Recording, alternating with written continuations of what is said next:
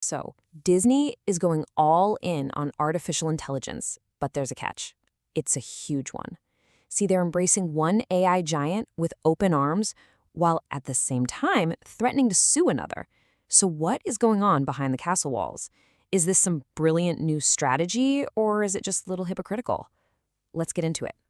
You gotta love this question from a New York Post article, right? May the slop be with you. It perfectly captures this weird moment we're in with AI. Are we about to see this incredible explosion of creativity? Or are we just going to get buried in what people are calling AI slop? You know, that low-quality, churned-out content? Well, based on what Disney's doing, the answer seems to be, maybe both.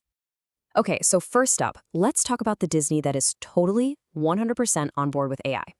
And they're not just dipping their toes in the water here, they are making a massive financial bet on generative AI, the kind that can create brand new stuff from pretty much nothing. And look, we're not talking Trump change here. Disney is pouring $1 billion with a B over the next 3 years into a partnership with OpenAI.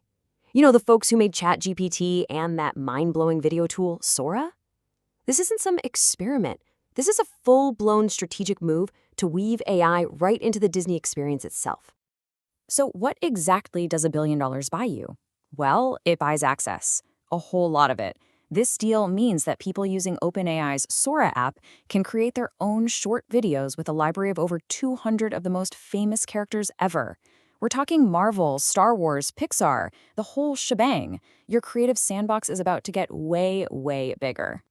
Okay, but just when you think you've got the picture, the story takes a massive twist. Because while Disney was all over the news celebrating this partnership, behind the scenes, they were taking a very, very different approach with another tech giant. Yeah, this is where things get complicated. Because while Disney is cozying up to OpenAI, they're simultaneously going on the attack against another huge player in the AI world, Google. I mean, just look at this. On one side, you have a $1 billion partnership with OpenAI for the licensed use of their characters, all wrapped up in the language of responsible innovation. But then on the other side, whoa, threats of legal action against Google for what they call copyright infringement on a massive scale. So what gives? To really get what's happening here, we gotta unpack that OpenAI deal. Because this wasn't just some casual handshake agreement, you know? This was a very carefully put together partnership. This is a straight up formal commercial deal. Disney is paying big bucks to be a major customer. They're officially licensing their IP and using OpenAI's tech to build new stuff. Some of that user-generated content might even show up on Disney+. It is a structured, buttoned-up business deal. And you can hear it right from the top from Disney CEO Bob Iger himself. Now, listen closely to the words he's using: thoughtfully, responsibly, respecting and protecting creators. This isn't an accident. They are making a very deliberate point to frame this as an ethical, controlled use of their characters, not some kind of creative free-for-all. And this is a huge part of that control they're talking about. The deal specifically says you can't use the likenesses or voices of the actual actors. That's a massive issue in Hollywood right now, and by drawing this line, Disney is sending a signal that they're, as they put it, protecting creators. Okay, so that's the friendly, collaborative side of Disney's AI plan. Now let's flip the coin and look at the conflict. What in the world is Google being accused of that's so different? Well, in a pretty strongly worded cease and desist letter, Disney really lays it all out. They're claiming Google scraped and used massive amounts of their copyrighted stuff, videos, images, you name it, without asking, without paying, all to train their own competing AI models. They're basically accusing Google of building its AI on the back of Disney's hard work. And right here, this is where it all clicks into place. This whole thing isn't about Disney being anti-AI with Google.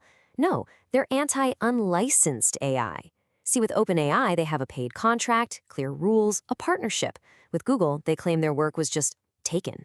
At the end of the day, it's all about control and compensation. And you know what? Disney is not in this fight by themselves, not by a long shot. What we're seeing is actually part of a much bigger industry-wide war over what intellectual property even means in the age of AI. I mean, just look at this timeline. The whole thing is escalating fast. You've got major news outlets like the New York Times, best-selling authors, pretty much every major Hollywood studio.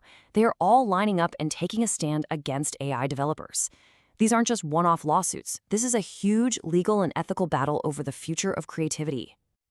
So, what's the bottom line here? Where does all of this leave us? Well, we're smack in the middle of a huge moment where the fundamental rules of how we create things are being rewritten right before our eyes. The big takeaway isn't that Hollywood hates AI. That's not it at all. What's happening is that they're drawing a massive line in the sand. They're basically saying, hey, this AI stuff can be an amazing tool for storytelling, but only if we, the creators, get to decide how our work is used and only if we get paid for it. And that really leaves us with this one profound question for the future. In this new age of AI, who actually gets to tell the stories? Is it going to be the companies that spent decades building these creative empires? Or the tech giants who are building these incredibly powerful new AI models?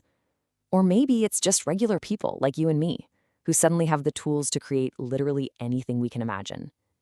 The answer to that is going to define art and entertainment for a long, long time.